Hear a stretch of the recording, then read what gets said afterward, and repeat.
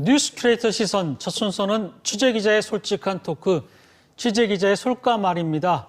보도국 김철진 기자 나와 있습니다.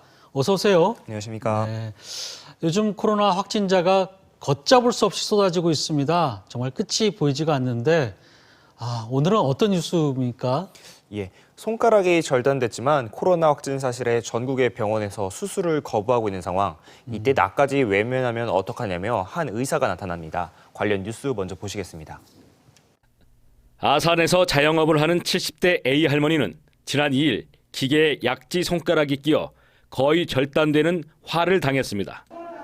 급히 인근 전문 병원을 찾았지만 코로나 검사 결과 확진 판정을 받고 발길을 돌려야 했습니다. 수술 과정에서 의료진과 입원 환자까지 감염된다면 아예 병원이 폐쇄된다며 거절한 겁니다. 골든타임이 얼마 남지 않자 충청남도가 지역의사회에 절박한 사연을 알렸고 천안의 한 병원장이 환자가 있어 의사가 있다는 신념으로 깊은 고민 끝에 결단을 내렸습니다. 보건소에서 환자용 방호복을 마련하고 소방서는 음압 캐리어에 할머니를 실어 수술실로 옮기는 입체적인 수송 작전이 펼쳐졌습니다. 병원 측은 의료진의 감염을 막기 위해 손만 꺼내 접합을 하는 기지를 발휘해 별탈 없이 무사히 수술도 마쳤습니다. 어떤 상황이 되더라도 환자가 아프다고 하면 우리가 치료할 수 있으면 최대한 해야 된다고 생각을 했기 때문에 무조건 하겠다라고 저는 얘기를 했어요. 손가락 절단에 설상가상 코로나 확진으로 끔찍한 시간을 보낸 할머니는 한마음으로 도와준 온정이 그저 감사할 뿐입니다. 네, 코로나 확진자가 워낙 많이 지금 나오고 있는 상황인데요.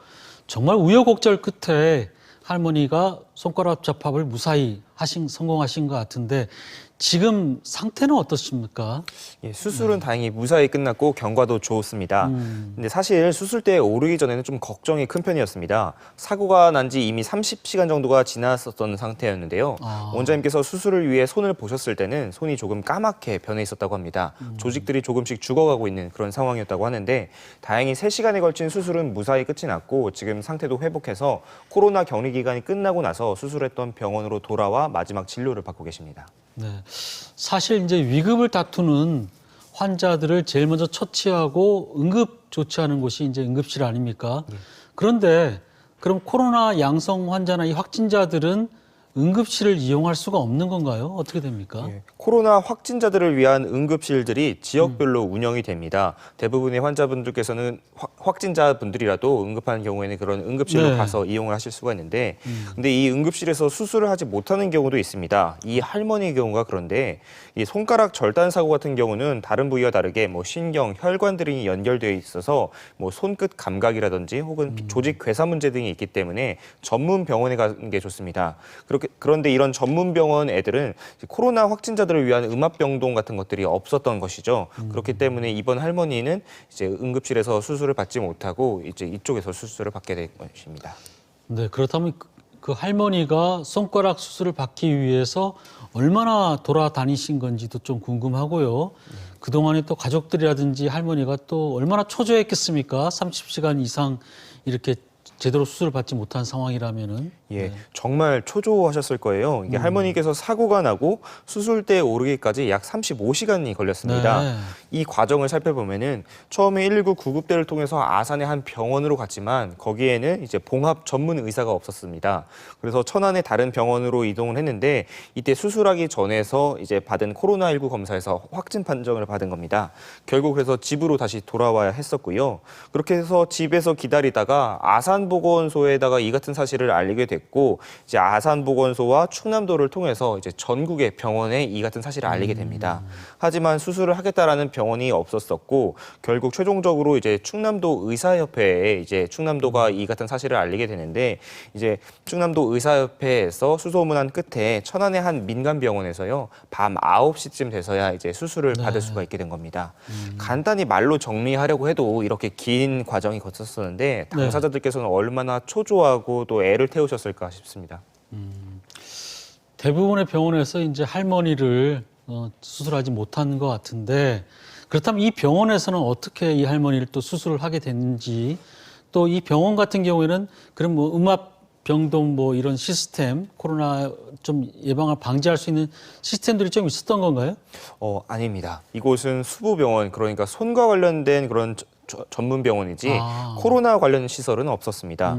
그렇기 때문에 수술을 하는 의료진은 물론이고요. 해당 병동에 있는 뭐 다른 환자들까지 뭐 확산의 우려가 있기 때문에 다른 병원들과 똑같이 그런 감염의 우려가 있었던 상황이었습니다.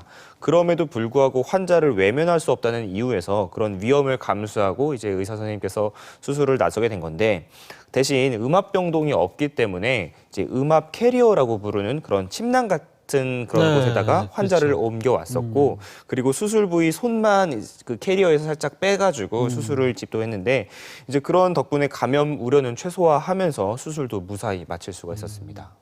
어떻게 보면 이 의사의 이 기지라고 해야 되죠. 예. 참 기지 덕분에 무사히 할머니 손가락을 지킬 수 있었는데 그 과정에서 참 여러 기관, 많은 분들이 좀 도움을 줬었네요. 예, 그렇습니다.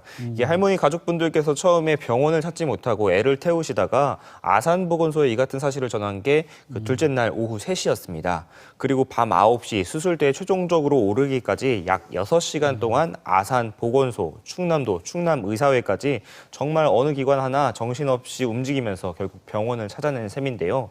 만약에 어느 하나라도 이게 시간을 지체했다고 한다면은 날을 넘기면서 이게 접합을 위한 그런 골든 타임을 놓치지 않았을까 우려될 수 있었었는데 다행히 병원을 찾을 수 있었습니다. 네. 이 확진자가 뭐 기하급수적으로 늘고 있는 상황이라서 예. 아마 전국의 의료진들이 다들 참 지치고 힘든 시기인데 예. 정말 이 의사분께서 참 의미 있는 행동을 하신 것 같습니다. 그래서 저희가 이제 기사가 이제 인터넷에 실리고 하면서 댓글들을 보니까 왜 병원 이름을 이렇게 싣지 않았느냐 이렇게 얘기하시는 분들이 많더라고요. 저희가 칭찬을 좀 해드리고 싶은데 이 병원 이름이 어떻게 됩니까? 예, 천안에 위치한 나은필 병원이라고 합니다. 네. 이게 저희 보도에서 이름 따로 나가지 않았지만 또 어떤 시민분들께서는 이렇게 수소문을 해가지고 이름들을 알아낸 다음에 해당 병원에다가 뭐 환자의 손을 지켜줘서 고맙다, 또 큰일을 했다라면서 꽃다발을 전달한 그런 시민분들도 계셨고 또 병원 홈페이지에도 덕담의 댓글들이 쌓이고 있다고 합니다. 네. 아까 기사에서 보니까 이제 의사 선생님 이름은 김종필. 예, 아주 유명한 분하고 동명이인이라 나은필 병원의 김종필 원장님이시군요. 예. 정말 참 감사하다는 생각이 들고요. 근데 사실 이 코로나가 멈추지 않는 한 이 같은 응급 상황은 아마 많이 생길 것 같아요. 또 나한테도 이런 일이 생기지 않는다는 보장도 없지 않습니까? 그렇다면은 이런 상황에서 어떻게 대처를 해야 됩니까?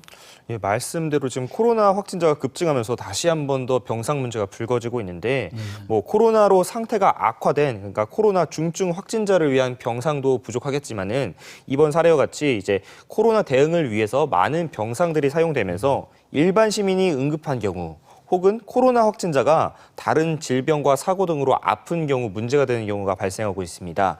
이제 이런 경우는 개인이 취해야 되는 최선의 조치는 일단 현재 본인의 상황을 보건소에 알리는 겁니다. 이제 보건소를 통해서 전국에 있는 병원의 병상 상황들을 알아보면서 뭐 좀 거리가 멀더라도 좀 더 빨리 갈 수 있기 때문에 보건소에 자신의 상태를 알리는 것이 중요하고요.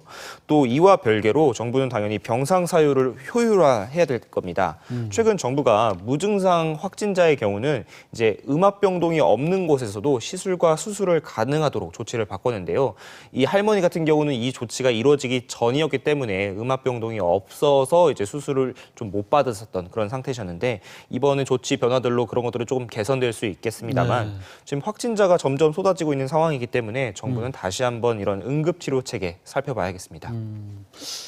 일단 보건소에 먼저 좀 알려야 되겠군요. 이렇게 이제 어려운 상황에 처하게 됐을 때는 이게 제일 중요한 것 같고, 어쨌든 뭐 손가락 접합도 무사히 마쳤고 할머니도 이제 고비를 넘기신 것 같은데 할머니가 그 아산에서 칼국수집을 운영하신다고 하셨나요? 그럼 예. 계속 운영을 하게 됩니까? 어떻게 됩니까? 다행히 수술도 마치셨으니까 네. 이전과 똑같은 손맛 느낄 수 있지 않을까 싶습니다. 네. 알겠습니다. 김철진 기자 수고했습니다.